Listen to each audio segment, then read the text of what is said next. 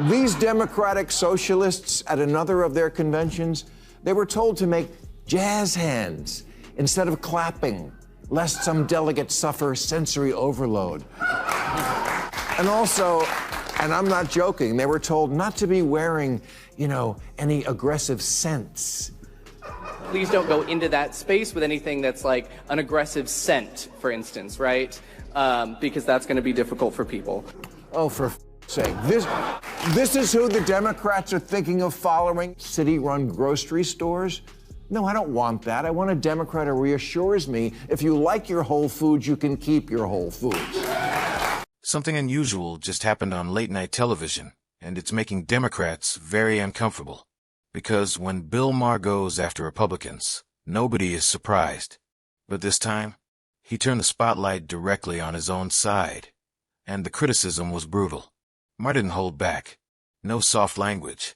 No careful political phrasing.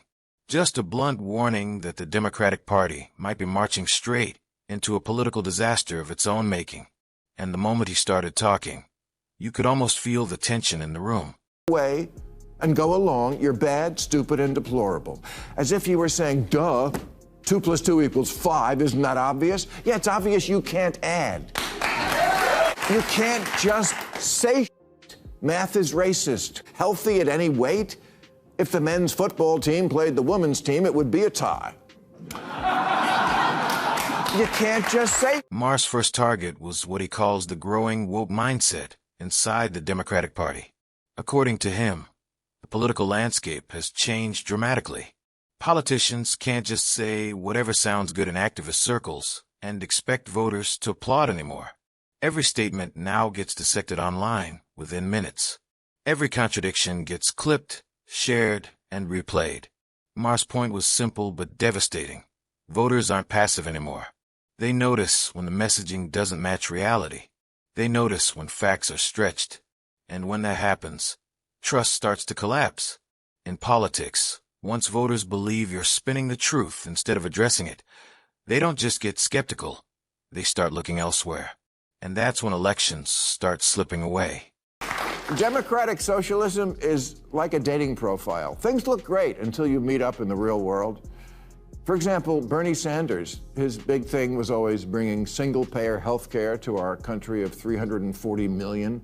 But when liberal, tie-dyed Vermont tried to do it for a population of 626,000, it collapsed like that poor in the Oval Office last week. Bernie, AOC, Mandani are not Democrats. They'll be the first to tell you that. They're Democratic socialists, and that's a very different thing, and I don't think people know that yet. But Maher didn't stop with cultural politics. He went straight into one of the most controversial shifts inside the Democratic base, the rising embrace of socialism. Citing polling data, Maher noted that roughly 66% of Democrats now say they view socialism positively, while only about 42% express positive views of capitalism. To Maher, that number isn't just a statistic, it's a warning sign. Because outside activist circles and progressive strongholds, many Americans still associate socialism with heavy government control, economic stagnation, and failed systems overseas. Whether that perception is fair or not, Maher argues, it's political reality. And in politics, perception can be just as powerful as policy. I don't think people realize we already have a lot of socialism.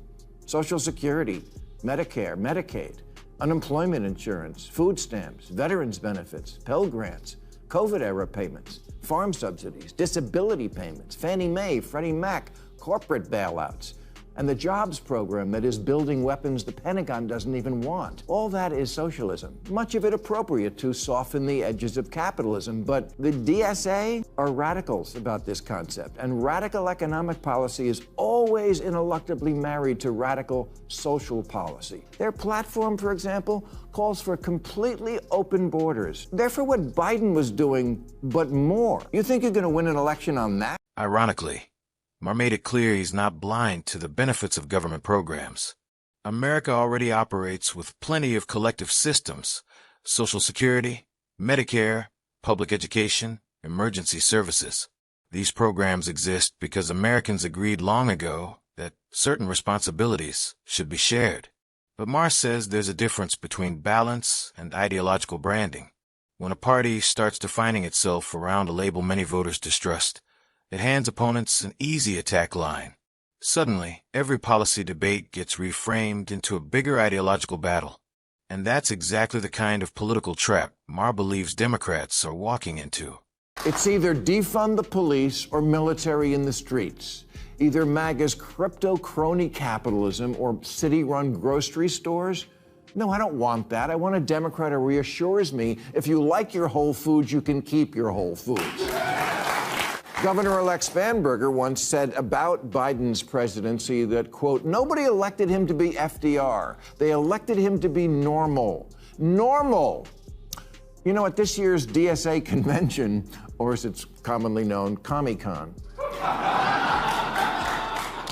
get this, you had to submit a photo of a negative COVID test to get in. What really frustrates Maher is how ideological purity tests are beginning to dominate political messaging. In his view, too much energy inside the party now goes into proving moral superiority rather than solving practical problems. And that strategy carries a huge political risk. Most national elections aren't decided by the loudest activists. They're decided by voters in the middle, moderates and independents who care less about ideological labels and more about everyday issues like jobs, inflation, safety, and opportunity. When messaging shifts away from those concerns, voters start tuning out. Or worse, they start switching sides. It seems to me that there are two pillars that this country is founded on. One is democracy, and one is capitalism, free markets. And it seems like one party wants to get rid of one,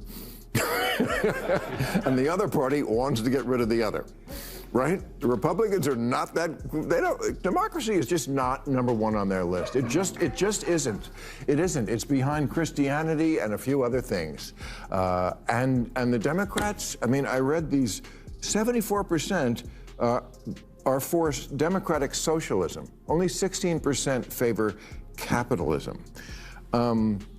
Is this going to be a country that I don't recognize in 5 to 10 years if we don't have these two pillars? Maher also pushed back against the constant claim that democracy itself is on the verge of collapse. His argument wasn't that threats don't exist, but that another danger might be unfolding inside the Democratic Party itself. If the party keeps shifting ideologically faster than the country around it, the backlash could be severe. Because historically, when political parties move too far ahead of the electorate, voters push back hard at the ballot box. Maher's concern is that the warning signs are already there. Where are the Democrats going with this? If Mondami is the face of the Democrats on the East Coast and Katie Porter is the face on the West Coast, I don't know if that's great politically for that party. Outside of major progressive hubs, most Americans still view capitalism, flawed as it may be, as the system that offers opportunity. It's tied to ideas like entrepreneurship, hard work, and upward mobility. Maher worries that aggressive anti-capitalist rhetoric risks alienating those voters, not because they think the system is perfect, but because they don't want to tear it down entirely. They want reform. They want fairness. But they're wary of revolution. And confusing those two ideas could cost Democrats dearly. These democratic socialists at another of their conventions, they were told to make jazz hands instead of clapping, lest some delegates suffer sensory overload. And also, and I'm not joking, they were told not to be wearing, any aggressive scents. Please don't go into that space with anything that's like an aggressive scent, for instance, right? Because that's going to be difficult for people. Another issue driving Maher's frustration is what he calls performative politics. Too many viral speeches, too many symbolic gestures designed to trend online, and not enough focus on the issues voters talk about around their kitchen tables. When politics starts feeling like social media theater instead of real leadership, people lose confidence. Maher believes the gap between activist messaging and everyday voter concerns is growing, and opponents are ready to exploit it. Democrats today have gone out of their way to post messages on social media about the current Trump administration and what's happening to American lives. The problem is they're all literally saying the same damn thing. Don't believe me? Check it out. When I win, I will immediately bring prices down starting on day one. That ain't true. That's what you just heard. Since day one of Donald Trump's presidency, prices are not down, they're up. Inflation is getting worse. Not better. The prices of grocery, gas, household Now you see why Stephen A. Smith was in the polls as a presidential candidate? You see what I'm talking about? You see that idiocy right there? Maher isn't the only prominent figure raising these concerns. Even voices outside traditional political commentary, like sports media personality Stephen A. Smith, have criticized what they see as weak messaging from Democrats. Smith's argument is less about ideology and more about effectiveness. He's repeatedly questioned whether flashy headlines and symbolic statements actually connect with voters who want clarity, strength, and real solutions.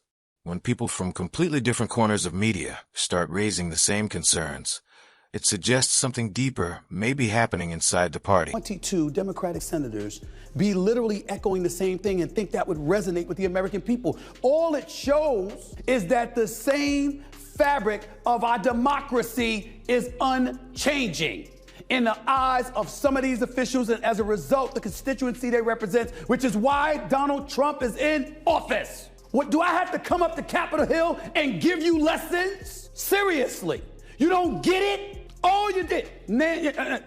Elizabeth Warren, Cory Booker, Chuck Schumer. Let's all get together. Let's put this in a prompter, and all together, albeit in separate rooms, we'll grab a microphone and say the same damn thing. And that's what's going to resonate with the American people. And then you wonder why you're no longer in power. At the end of the day, Maher insists his criticism doesn't come from hatred toward his party. It comes from fear that it's drifting into political self-destruction. His warning is blunt. You cannot win national elections by speaking only to activists while ignoring the broader electorate. You have to meet voters where they are, not where ideology wishes they were. Because if a political party moves faster than the country itself, the country eventually pushes back. And when that happens, the consequences don't show up in debates or talk shows. They show up on election night.